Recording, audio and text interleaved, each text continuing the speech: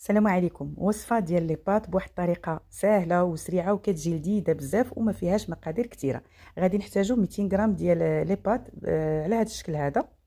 من الاحسن غادي نسلقوها تقريبا واحد 10 دقائق، وغادي نمشيو نوجدوا الصلصه. عندي هنايا بصله متوسطه غادي نشلدوها مزيان، غادي نديرو 2 معالق كبار ديال الزبده، غادي نشحروا ديك البصيله تما ونضيفوا لها 100 غرام ديال الدجاج. انا كنعطيكم المقادير بالضبط باش تجيكم الوصفه هي هذيك.